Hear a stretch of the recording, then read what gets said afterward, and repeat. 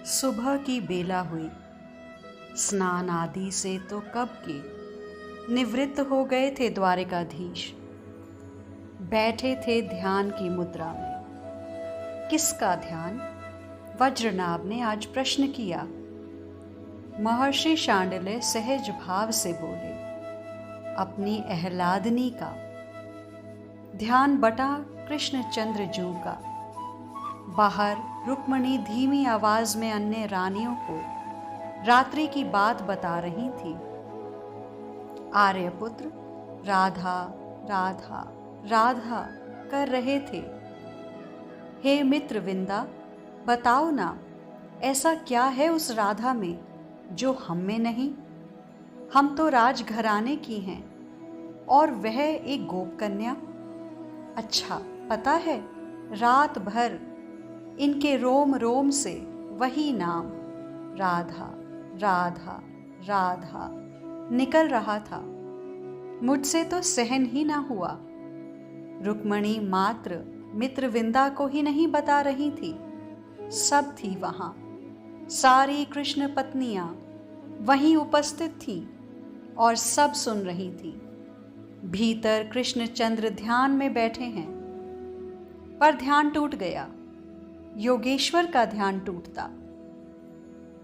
पर राधा है ही ऐसी कि योगेश्वर का ध्यान ही तुड़वा दिया। और ये लीलाधारी तो है ही, मुस्कुराते हुए शुरू कर दी लीला।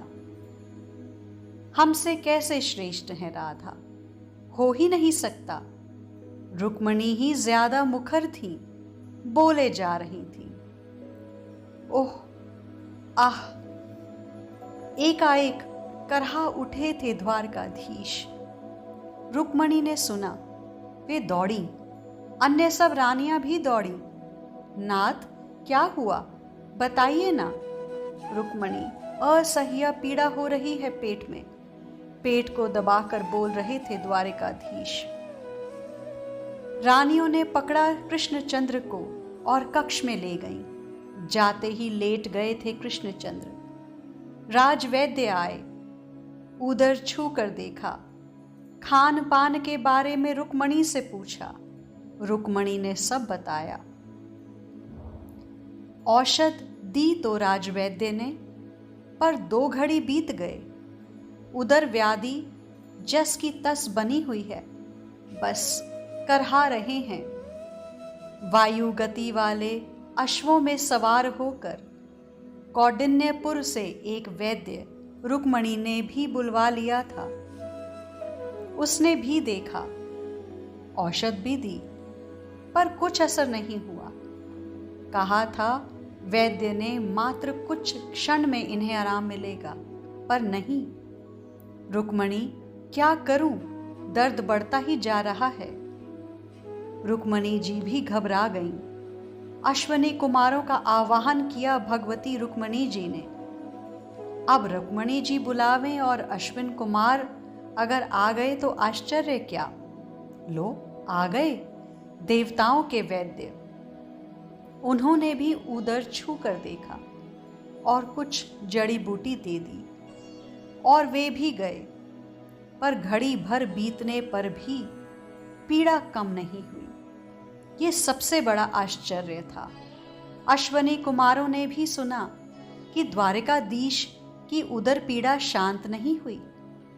वो तत्क्षण चल दिए थे, पर मार्ग में मिल गए उन्हें देवऋषि नारद। हे वज्रनाभ, नारद जी भगवान के मनावतार हैं, यानी भगवान के मन ही है नारद। तुमसे कुछ ना होगा, तुम लोग जाओ अपने स्वर्ग में, मैं उपाय करता हूं। ये कहते हुए देवऋषि नारद द्वारिका में पहुंच गए थे। आप सभी रानियां कक्ष से बाहर जाएं। मैं भगवान वासुदेव से कुछ पूछना चाहता हूं, तभी तो इनका उपचार होगा। नहीं तो देखो कैसे करहा रहे हैं।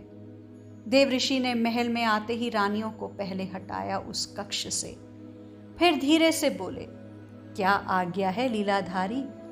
हंसे ये कहते हुए, उदर में पीड़ा बहुत हो रही है नारद, पता नहीं क्यों। आपको पता नहीं?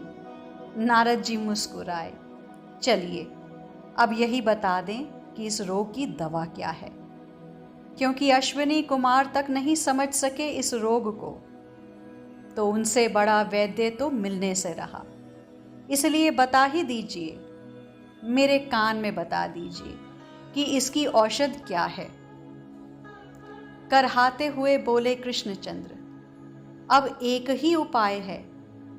मेरा कोई प्रेमी अगर अपनी चरण धूल मुझे दे दे और उसे मैं अपने उदर में लगा लूं, तो ठीक हो जाएगी मेरी यह पीड़ा। तो प्रेमी? नारद जी सोचने लगे, और उस प्रेमी भक्त को अपनी पैर धूली देनी है आपको, यही ना? नारद जी कुछ देर सोचते रहे, फिर बोले, प्रेम तो आपको ये रानियां भी करती हैं, तो क्यों ना इनसे ही मांग लूं इनके चरणों की रज। कंधा उचका दिया था कृष्णचंद्र जी ने। देख लो नारद, सुनो सुनो, द्वारकाधीश की उदर पीड़ा ठीक हो जाएगी। बाहर आकर नारद जी ने रानियों को बताया। जय हो नारद जी महाराज की। रुक्मणी जी ने आनंदित हो प्रणाम किया। पर ठीक करना आप लोगों के हाथों में है। नारद जी आंखें मटकाते हुए बोले, हाँ हाँ, आप बताएं, हम वही करेंगी। देव ऋषि, जो करना पड़े हम करने के लिए तैयार हैं, आप बताइए। रुक्मणी जी ने जोर देकर पूछा, आप विचार क्यों कर रहे हैं? जो बात है बता दीजिए ना, हम करेंगी। हम अपने प्राण भी दे देंगी। सत्यभामा क्यों पीछे रहती?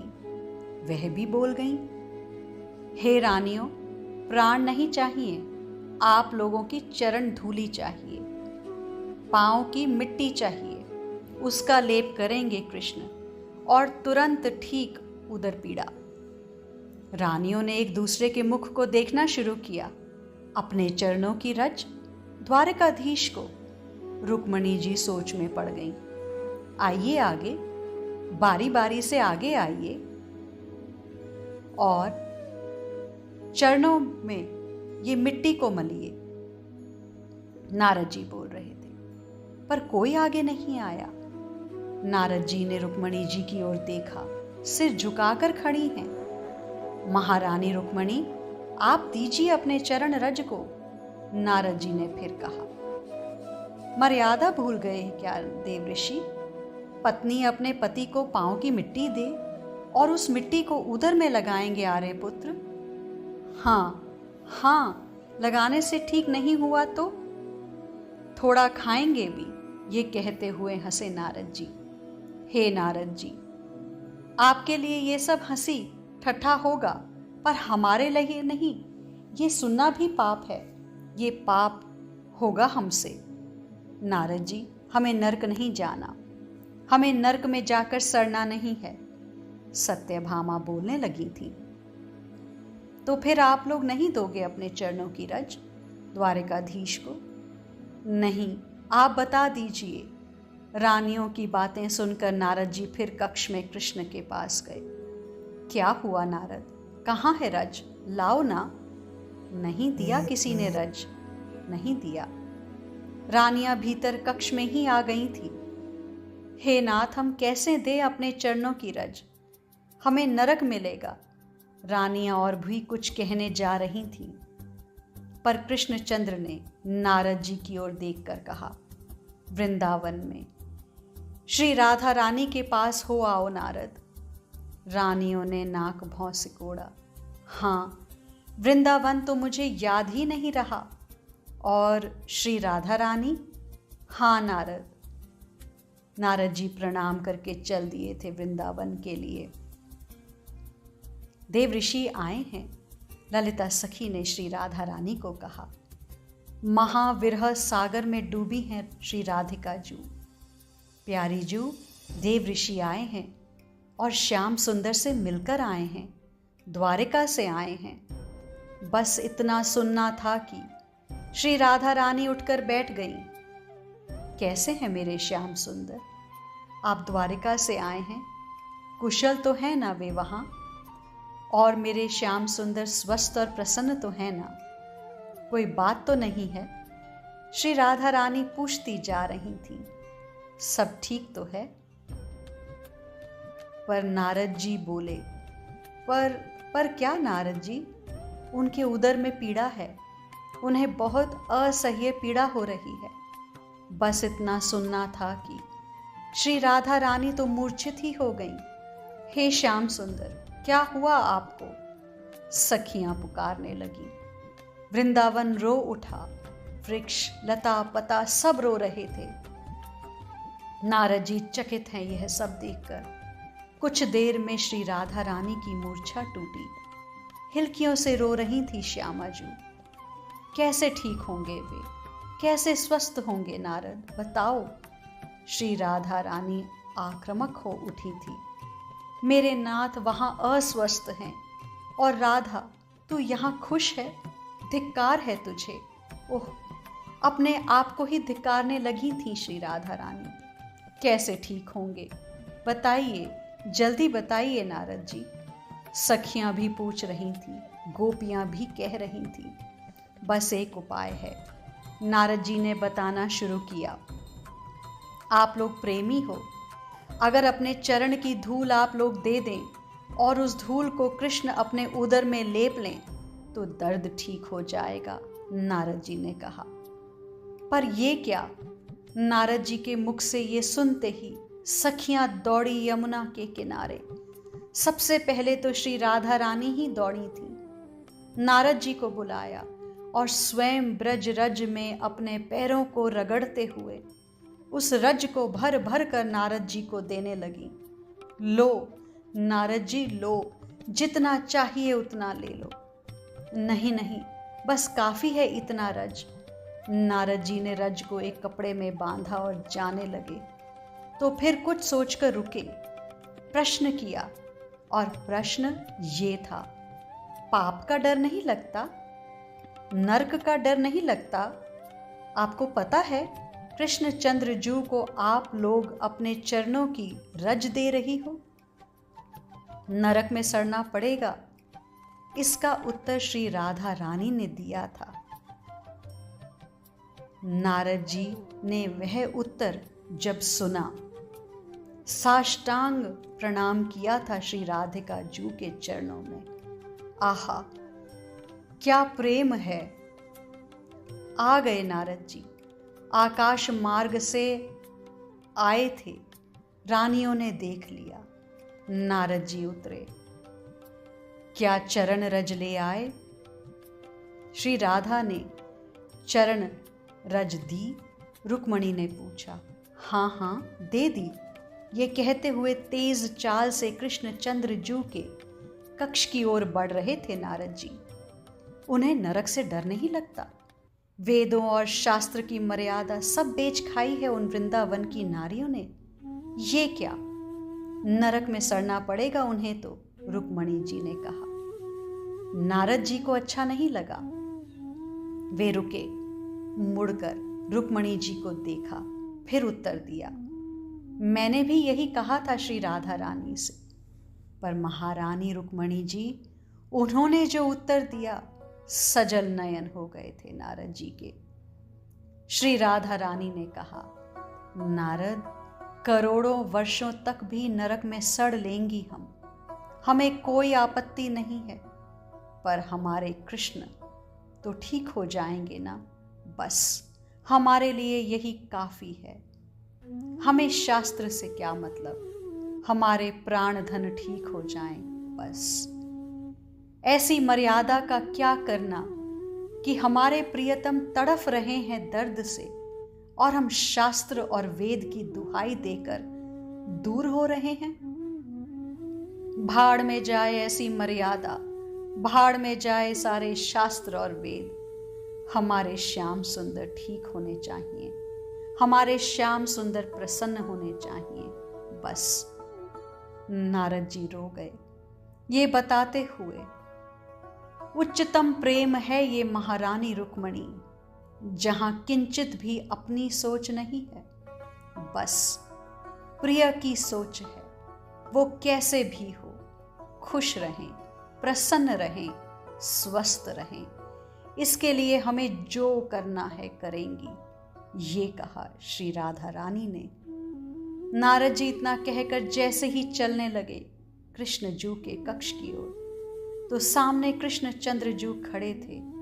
नारद ले आए रज, आप यहां आ गए, आप लेटिए, आप विश्राम कीजिए। नारद जी पास में गए, रज दिया।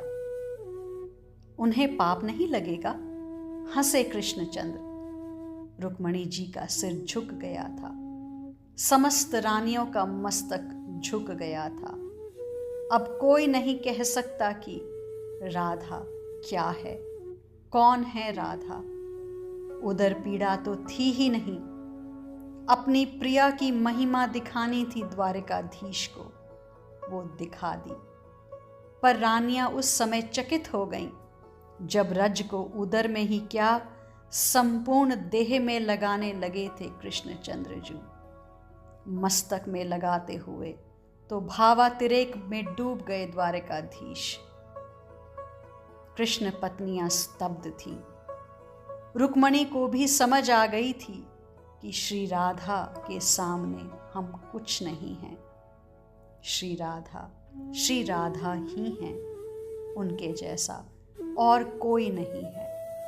उनके प्रेम के जैसा किसी का प्रेम नहीं है। आज के लिए इतना ही, शेष आगे श्री राधा।